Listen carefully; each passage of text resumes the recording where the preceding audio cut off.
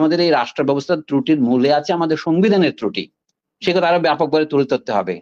ফলে আমাদের নতুন সংবিধান সভা, ইংরেজিতে যেটাকে বলে কনস্টিটিউয়েন্ট অ্যাসেম্বলি, করা দরকার। বর্তমান সংবিধানের ধারাবাহিকতা রক্ষা করার জন্য এখন চেষ্টা করবে, যাদেরকে বি টিম সি টিম বলা হয় তারা তা করবেন।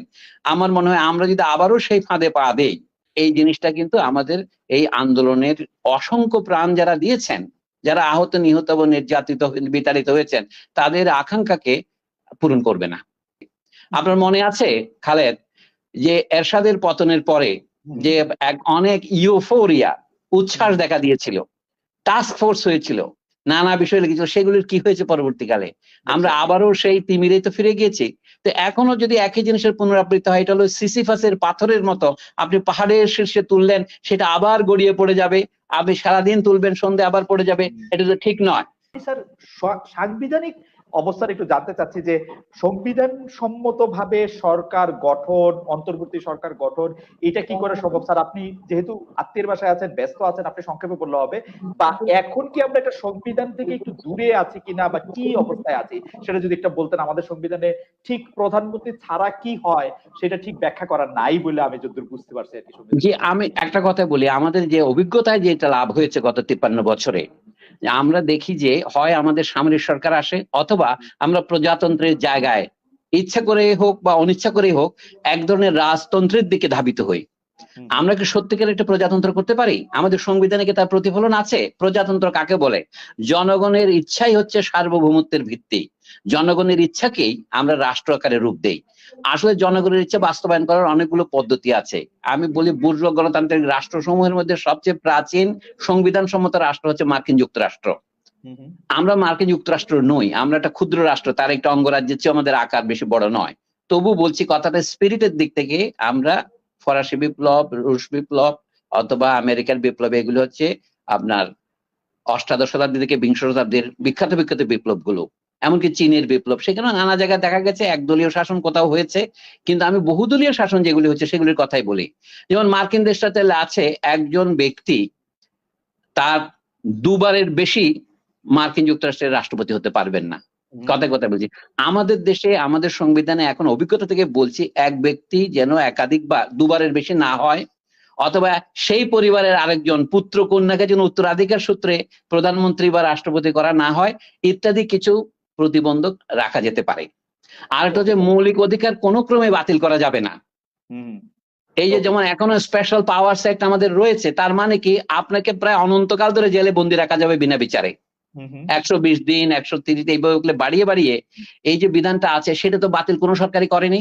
আমি বলছি কি, মৌলিক অধিকারের সার্বক্ষণিক গ্যারান্টি থাকবে সংবিধানে, এবং রাষ্ট্র শাসন একজনের কুক্ষিগত হবে না, এক পরিবারের কুক্ষিগত হবে না, এমনকি এক দলের কুক্ষিগত হবে না। আর মাঝে মাঝে বলা হয়, এই যে আমাদের 15 বছর পরে যে বিস্ফোরণ ঘটলো, তাহলে শেখ হাসিনাকে অপমান নিয়ে পলাতকের মতো দেশ থেকে পালিয়ে যেতে হলো। যিনি বলতেন যে আমি পালিয়ে যাব না, তিনি তো শুধু নিজেকেই ধ্বংস করলেন না, একটা ঐতিহ্যবাহী দল আওয়ামী লীগকেও ধ্বংস করে চলে গেলেন।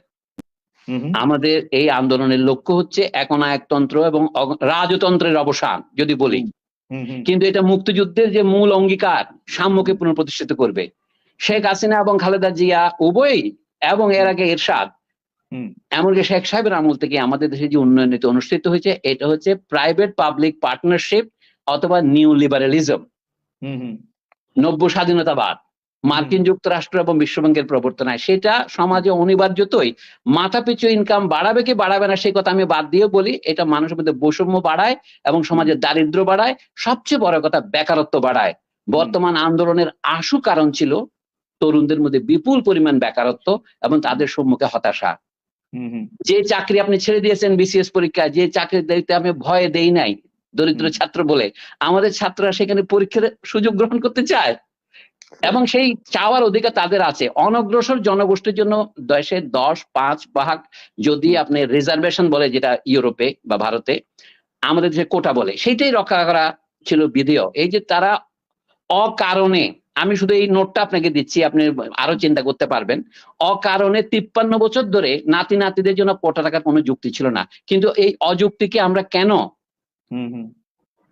মানে বুঝতে পারিনি, এই না বোঝার ফলে এই জিনিসটা হয়েছে। এটা মুক্তিযুদ্ধ বিরোধিতা নয়, এটা হচ্ছে অসাম্য প্রতিষ্ঠার যে মানে কৌশল, তাতে মুক্তিযুদ্ধকে বিক্রয় করা, যেটার নাম হচ্ছে মুক্তিযুদ্ধের চেতনা।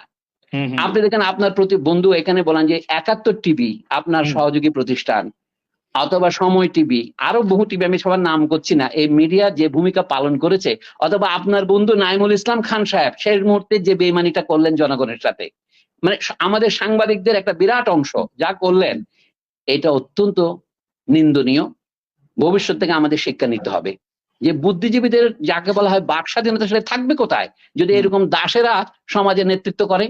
বুদ্ধিজীবী হিসাবে হোক, সাংবাদিক হিসেবে হোক, বিশ্ববিদ্যালয়ের শিক্ষক হিসেবে হোক, আমাদের অনেক করণীয়, অনেক কথা আছে। আপনার সাথে কখনো আরেকবার কথা বলার সুযোগ